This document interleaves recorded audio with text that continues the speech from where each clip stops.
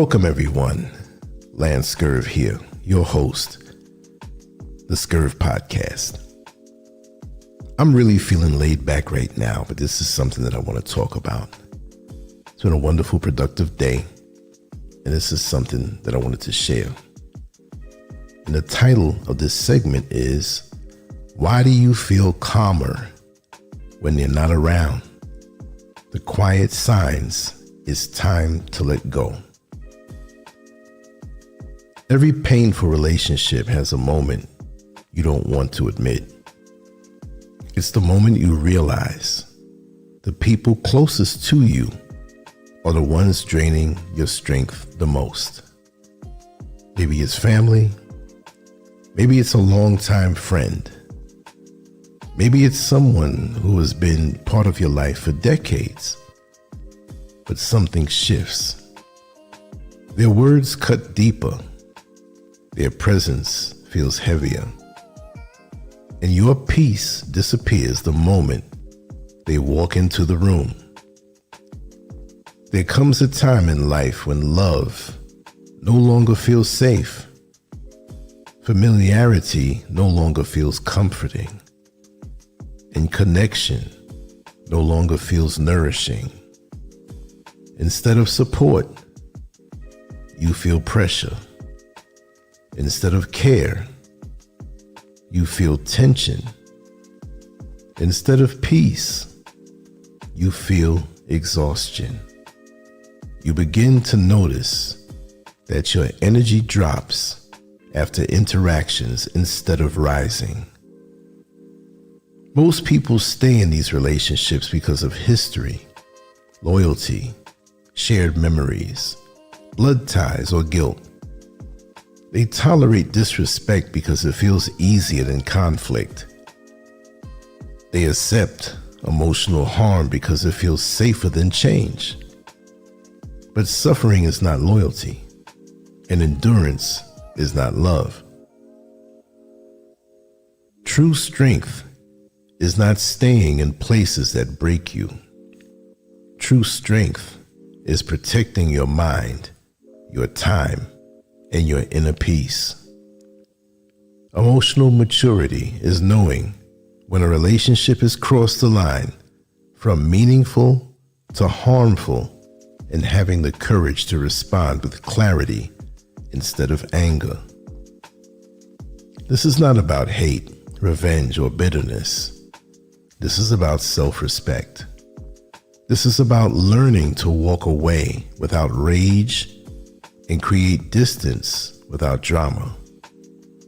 It's about choosing peace over chaos and stability over suffering. There's a quiet kind of harm that doesn't leave bruises but leaves doubt.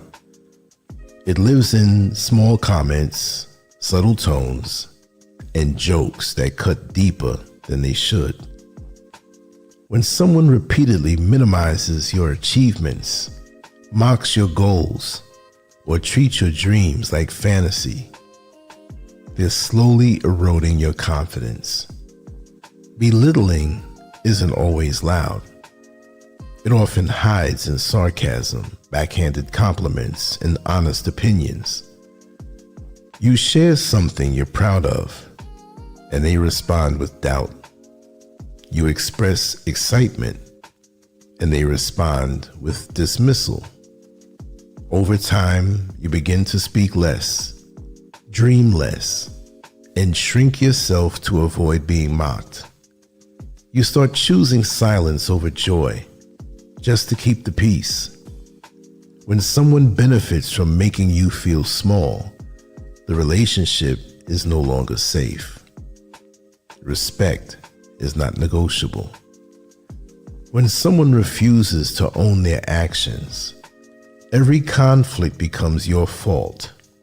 Every problem becomes your burden. Every issue becomes your responsibility to fix. They rewrite stories, twist conversations, deny what they said, and shift blame onto you. Over time, you start apologizing just to end the conflict. You question your memory, You doubt your judgment. You carry emotional weight that doesn't belong to you. Accountability is respect. When someone avoids it, they show you that your feelings don't matter. A relationship without responsibility becomes a burden instead of a bond. Some people only appear when they need support, advice, money, attention, or emotional relief. When their crisis passes, they disappear. You feel useful, but never valued. You give, they take. You support, they vanish. You show up, they withdraw. Over time, you become the rescuer instead of the friend. You feel guilt when you don't respond. You feel pressure to always be available. But real connection is mutual. Real relationships are built on care, not confidence. If someone only shows up when it benefits them, they are not choosing you, they are choosing the benefits of you. When someone mocks your limits, they are mocking your dignity. They call you dramatic. They tell you to relax. They say you're too sensitive. Instead of adjusting their behavior, they invalidate your feelings. A boundary is not a request. It is a line drawn from self-respect. When someone repeatedly crosses it, they are not confused. They're testing you. And every time you tolerate it, you teach them they can keep doing it. Respect is shown through behavior, not words. Not everyone wants to see you win. Some people smile on the outside but feel threatened on the inside. They downplay your progress. They shift focus when you succeed. They compare instead of celebrate. They attach discomfort to your joy. Over time, you stop sharing your wins. You shrink your light to protect their feelings. But your growth is not something to hide. Anyone who is unsettled by your progress is revealing their own insecurity. Real support feels safe, not tense. When you must measure every word, soften every truth, and suppress every feeling, you are not safe. You're surviving. Fear replaces honesty. Silence replaces authenticity. You become hyper-aware of moods, reactions, and emotional traps. This is not connection. This is emotional control. Healthy relationships don't require you to shrink, tiptoe, or disappear to keep the peace. Love should feel safe, not stressful. They cancel plans. They show up late. They interrupt your work. They expect access to your time without honoring your life. They treat your commitments like they don't matter. Over time, you start adjusting your schedule, dropping your plans, and shrinking your world to fit theirs. Time is life. When someone disrespects your time, they are disrespecting your existence. Sometimes the clearest truth is how your body responds. When distance brings calm, clarity, and relief, that is not coincidence. That is wisdom. If someone's absence feels lighter than their presence, your nervous system is telling you the truth. Peace is evidence. Relief is data. Your body recognizes safety before your mind accepts reality. Relationships are meant to strengthen you, not drain you. They are meant to bring peace, not pressure. Growth, not guilt. Stability, not stress.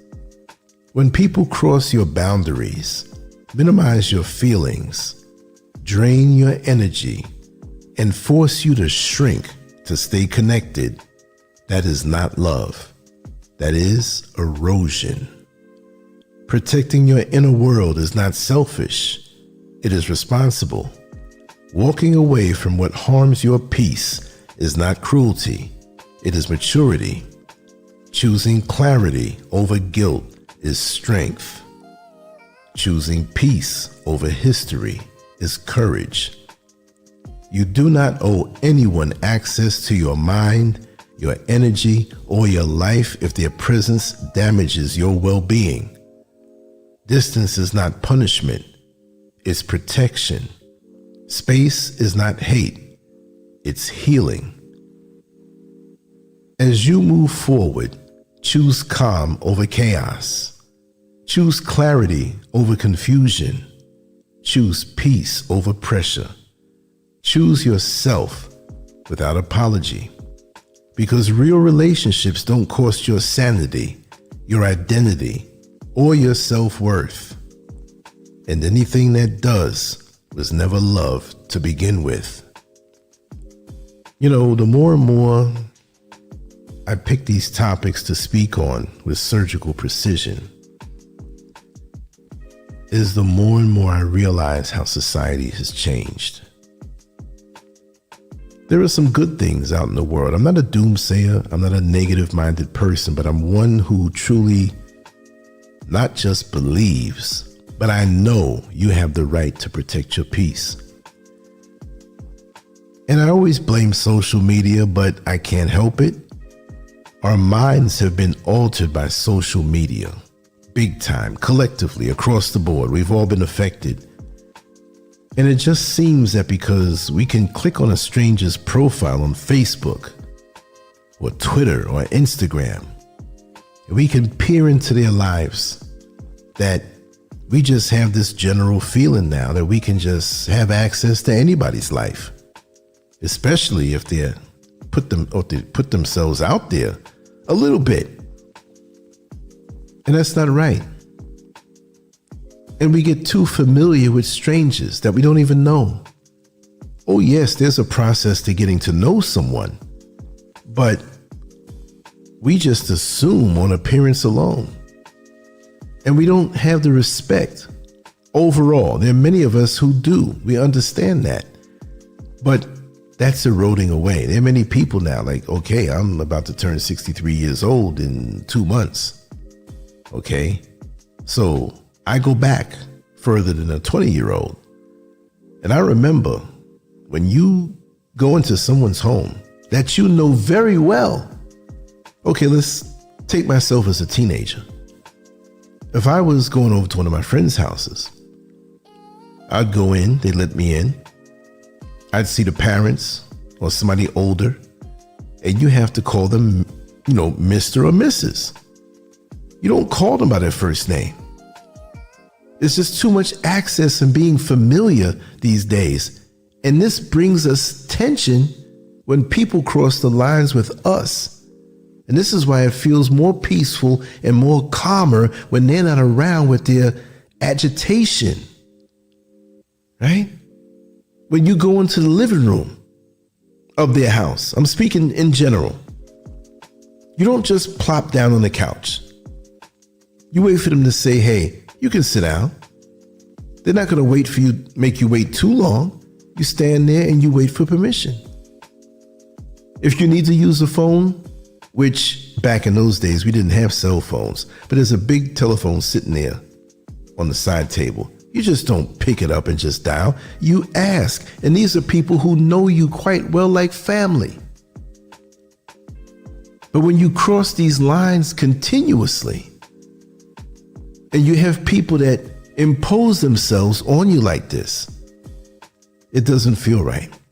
Now, with my close friends, it's law. Listen, you can go in the fridge.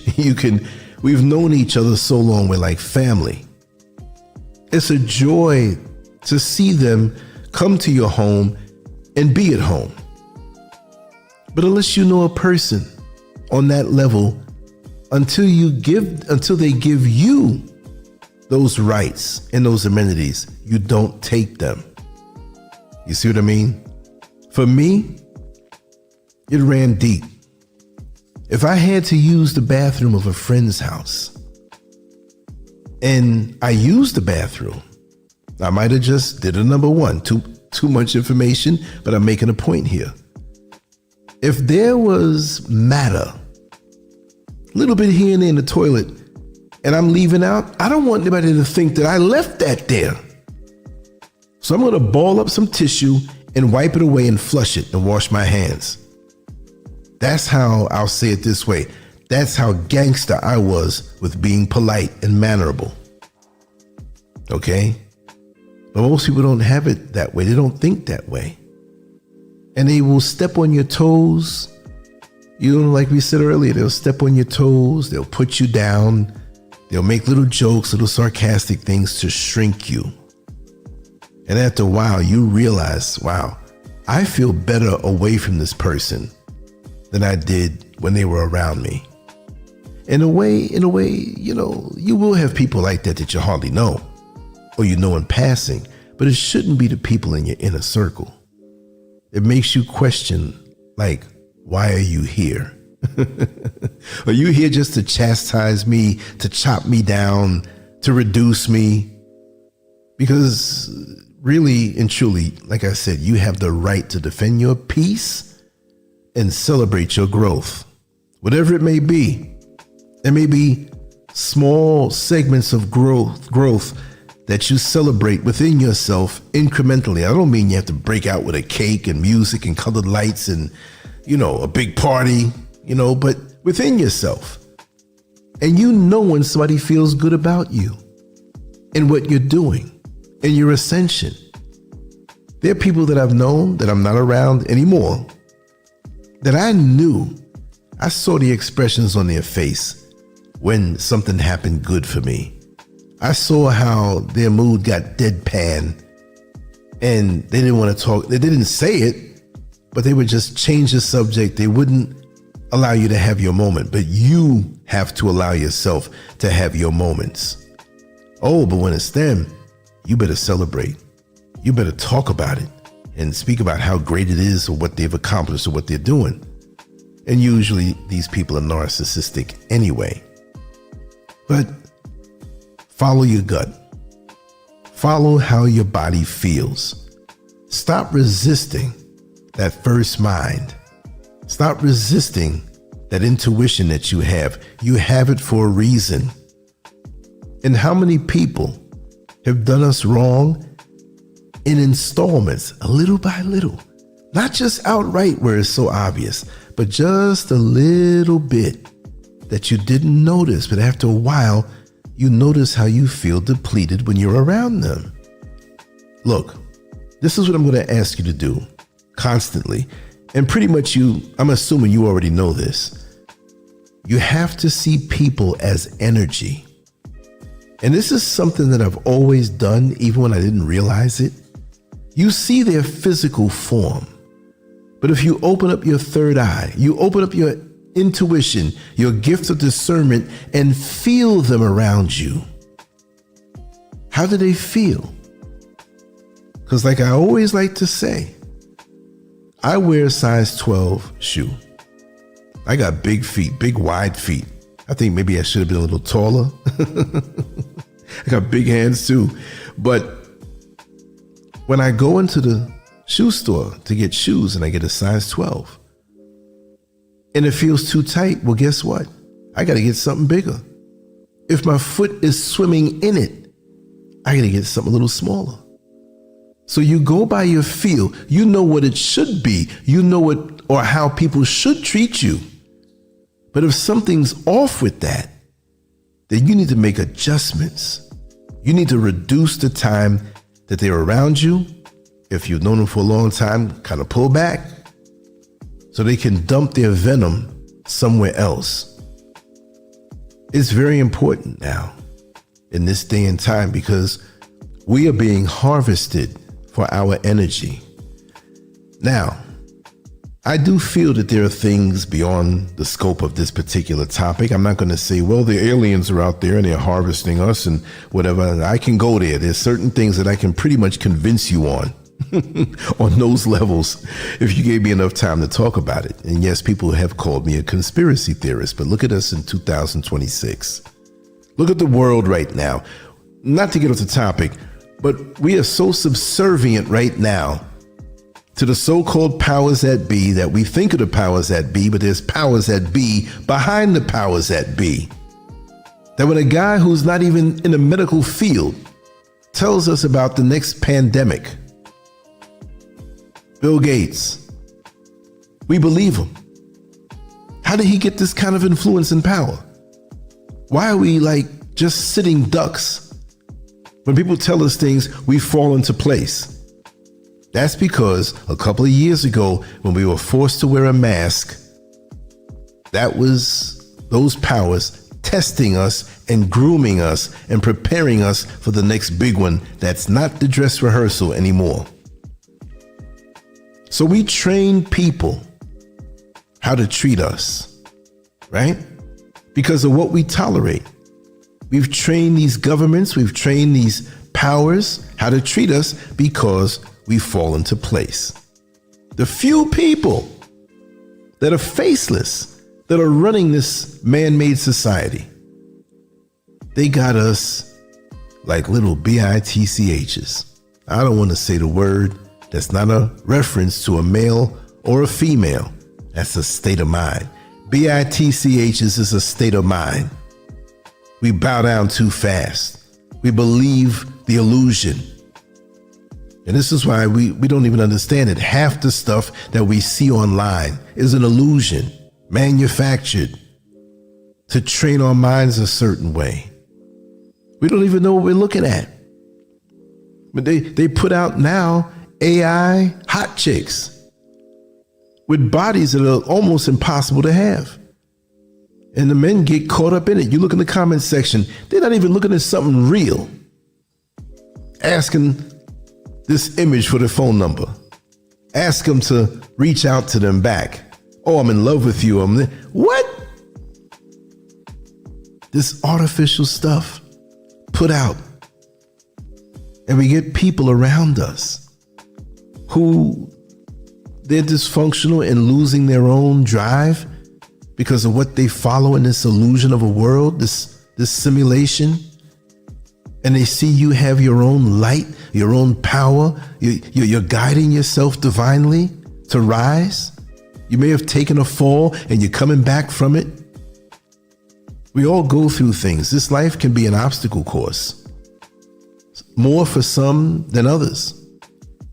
But as you rise, you have people out here who don't want to see that, don't celebrate that, don't feel good about it because they cannot, in their mind, they cannot ascend themselves. So they want to chop you down. Or they might be above you. And I mean, nobody's above anybody. It's a figure of speech. They may have more money than you, more flow. And here you are making far less money than them, but you're growing in another area of your life, and they don't even want to see you have that. Yeah, those people can never be around me when it's confirmed, and that's what it is. They want all the attention, they want all the goodness, but the minute you get some of it, it's almost like you're taking something from them. The minute you're making progress is when they shrink and they're looking at you. Even when they're not talking to you, and you don't talk to them, you could feel their energy. I am ultra sensitive. I don't mean in a sensitive, weak way, like, oh, he's too sensitive. No, I feel things so far away from me physically. And it's getting more and more intense. The solitude, the focus, the less energies that I have to deal with on a daily basis has made me so strong. And I mean, I've always been this way, but it's in a heightened state. Let's take boxing, for example. I always use the sport of boxing because that's one of my favorite sports. When you watch boxing, it's more than just two guys in the center of the ring throwing blows at each other, and especially on a higher level when every little thing counts. I can just about tell who's going to win that fight by watching them walk down to the ring before the fight. You see it in their eyes. You see it in how they walk. You see it in their focus. It's a spiritual thing that they're so determined, not just because their bodies were trained, but they're so determined in their spirit. Let me tell you something.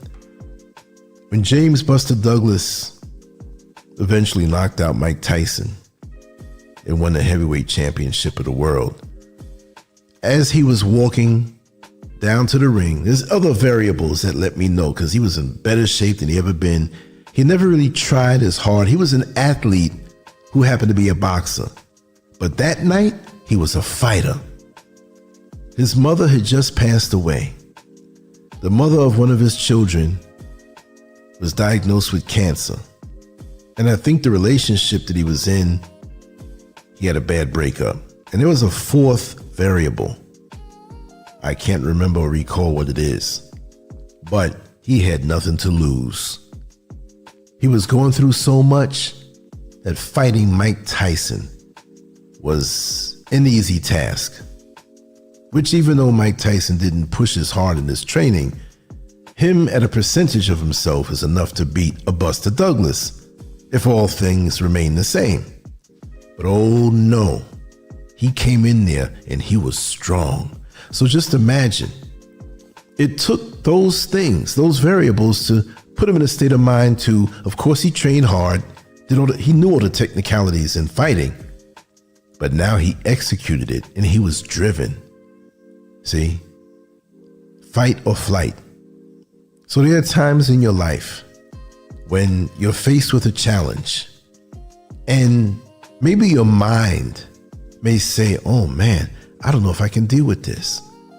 But in your spirit, when it's time to face it, you kick in automatically components of your inner being that you didn't even realize that you had. It's like when my father passed away, which he passed away first in November of 1990. Then my mother passed away in April of 1994. And something happened to me after that. Right after that. It was like I had limbs. Like I had extra arms that I didn't know that I had. Now, I'm not saying I'm into anything weird, but you ever see the illustration of a man who had like 3 arms on each side, like 6 arms altogether? That's how I felt. Those things kick in. So if you cut the energy leaks out of your life in the form of these people who slowly drain you, you will get stronger and stronger and stronger in your spirit. And I do believe that when you cultivate a strong spirit by focus and just doing the right thing by people, but not being a fool to be used, but you look out for yourself first and cultivate your inner strength first, no matter how you transition, I believe you go through it stronger. You know, it's unfortunate. Some of us transition in our sleep. Some go through sicknesses and some go through bad accidents. Aside from that temporary bad accident, and of course, terminally ill patients may go through more pain, but if your spirit is strong, even when it's drained, when you're going through an ordeal, when it's finally time to break through to that next level, you have enough in your tank to the point where it's effortless. And so this is what this tells me, the way you feel. You levitate even before you leave this earth because you have so much spiritual liftoff that nothing's going to hold you back. But when you're beat down, drained, discouraged, constantly browbeaten by people who are supposed to be showing you care and love and encouragement as you do them, It takes away from that liftoff. It takes away from that full power. I'm not going to say excess power. No, it's never excess. It's what you're supposed to have to be full.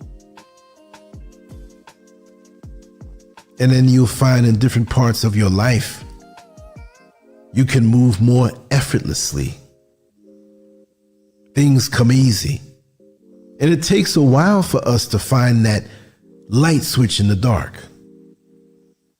Like I've said before, you move into a new home, a new apartment. You walk through the front door. You know where the light switch is, but when you first move there, you don't know exactly where it is. So you rub your hand up and down the wall in the dark and oh, there it is. But you live there for a few months and you open that door and you put the tip of your finger on the tip of the light switch perfectly because you know where it is.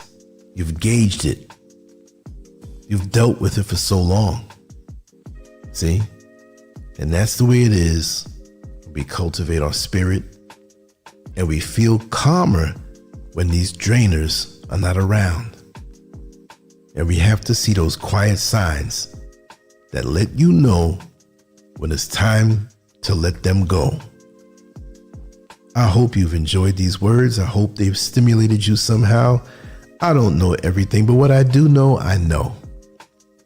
Share this with someone and make sure always, if you haven't, go to landscurvx.com.